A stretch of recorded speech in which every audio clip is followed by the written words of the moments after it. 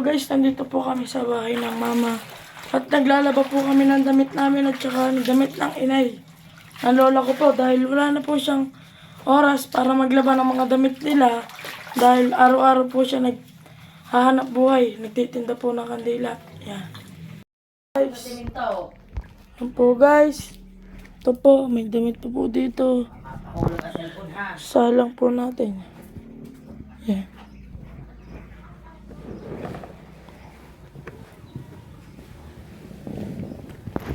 Yan po. Dahil sira na din po ang washing namin. Kaya nasira po ang kanyang pitan yan. Dan, di kutsilyo na po ito ngayon.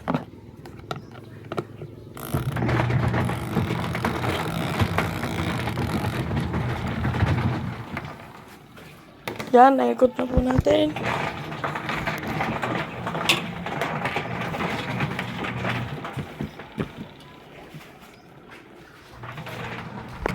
At hintayin lang po natin to ng mga 15 minutes. Dahil ito ang pinaka total time.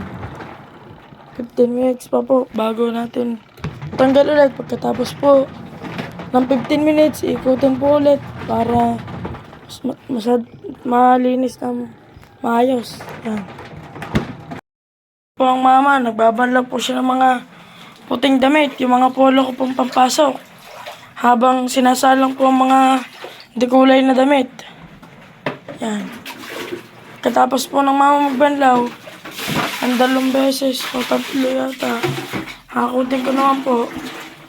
At ita-dryer at pagkatapos sa dryer at ako naman po magsasampay. Kami po ng mama magsasampay.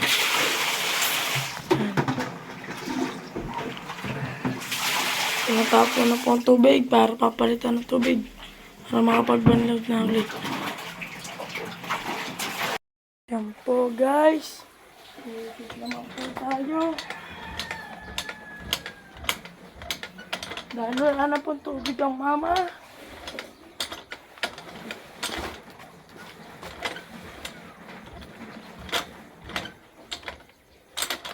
Medyo matagal din pong buhayin na rin bomba namin dahil medyo may kalumaan.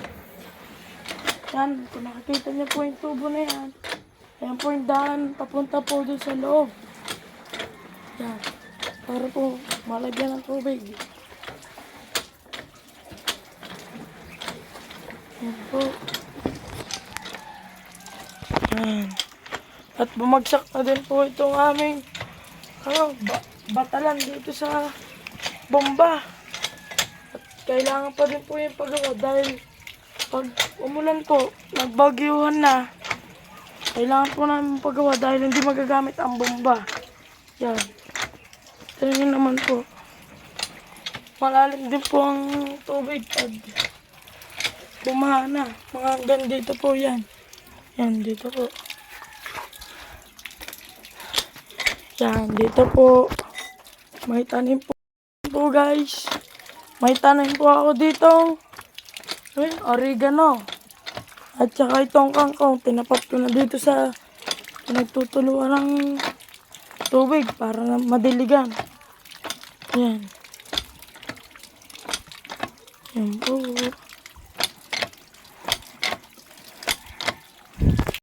Ang palatandaan po dito, pag puno na po, yan. Yan, tumutulo na po dyan yung tubig doon sa may banyo po, yan. Makikita niyo po yung tubig. Yan, at yung mga natutulog, tubig naman po pumupunta sa kangkong. Yan. Po magbomba guys. Wala, hindi na pala naikot tong washing. At ikutin po natin ulit.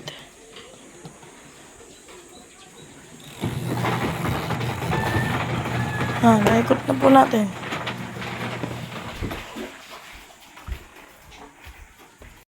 Dinadownihan niya na po ang mga binabanlawan kaninang mga polo. Tapos na. Tama natin yung dryer. Yung dryer na. Para po, yan po. Yan po mga dryer na damit. Yan.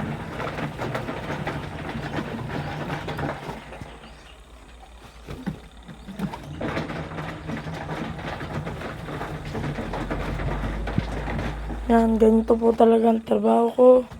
Paglalabas ng bahay. Ay, ng bahay. Ng school. Akong tumutulong sa mga mama sa pagtitinda. Pag minsan, pag may nakakalimutan bilhin, paglalabas ako ng school, binibili ko na po. Yan. Pag minsan, pagdating po ng bahay, tsaka po ako pupunta sa palengke. Kung marami po ang bibili. Yan. Yan na po, tikot na po. Ito po ay ayos ang pihitan. Ito lang pong washing ang hindi. 4 minutes, 5 minutes po.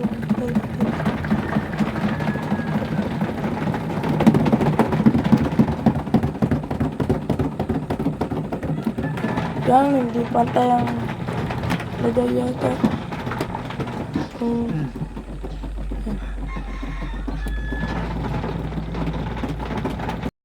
Ayan guys, nagsasampay na Kami po naman ako. po ay nagsasampay habang inaantay. Dini!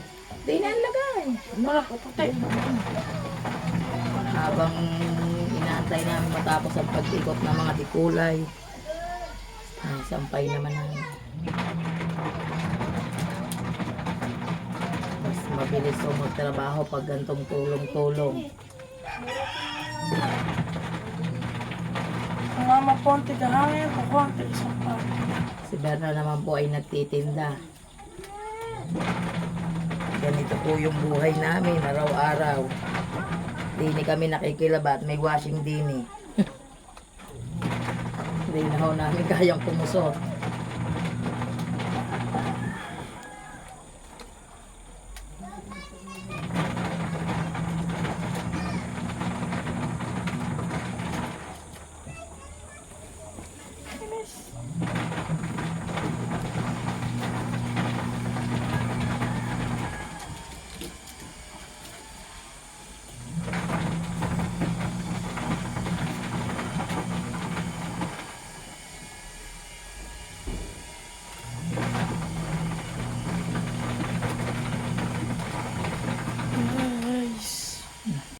Guys, tapos na po kami magsampay ng mga puting damit. Yan.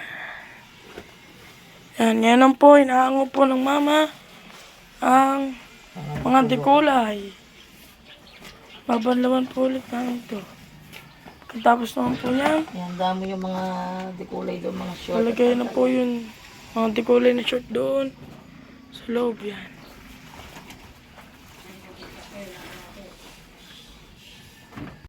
Guys, yan, nailagay ko na po ang mga dekulay na shorts. Yan naman po, tatagdagan po natin siya ng sabon. Ay, bareta. Sabon na din yan. Nasa dekulay na po kami ngayon. At dahil naisampay na, mga kulay puti. Yan.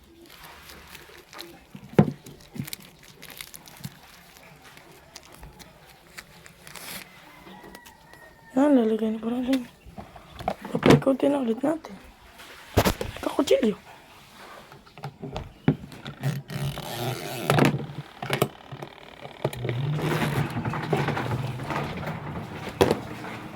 Ang mama naman po ay ayan. Pinabalaman niya na po yung kaninang hinango ng mga decolor na damit. So decolor na po kami ngayon. Guys, tapos po isampay ang dekulay na damit, dekulay na short naman po ngayon. Yan. Susunod na po yata dito ang Downy. Ako ay mag-give na po ulit dahil wala ng tubig. Yan. Guys, ito na po yung huling isasampay namin. At malapit na kaming matapos. At magpapahinga lang konti ang mama. At kami babalik na ulit sa tindahan. Yan. Naubos na ang mga hanger dito. Sobrang dami ng ilagan.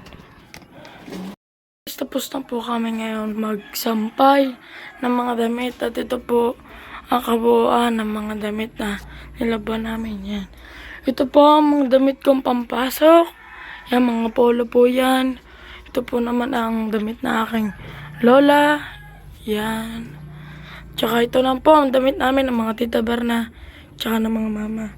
Yan ngayon, mag-iimis muna tayo. Habang naliligo ang mama, mag-iimis muna tayo dito. Yan. Para pagtapos ng mama, diretso na po kami. Yan. Yan po guys, tapos na po maligo ang mama at punta na po kami sa tindahan ngayon. Yan. Dadaan na naman po kami sa buwis buhay. Ito, una ito. Mama po at kami dito. Oh, mama.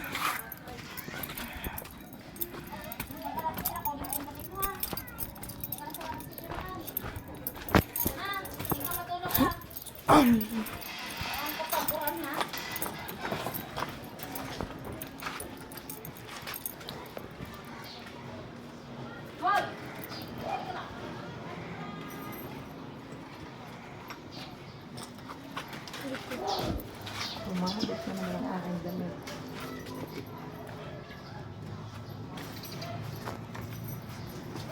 Ay, Diyos ko Lord. Guys, nandito na po kami. Malapit na po kami sa tindahan. Yan na po, natatanaw na namin ang court. Umpisa na po. Nag-umpisa na. Nung dumating kami, nag-umpisa kami, 1:00. Tapos kami, 6:00. Sa dami. Gapang, sa dami ng nilaban.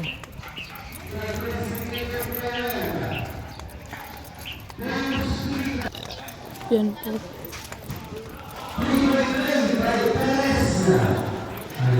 Ayan, dito na po kami.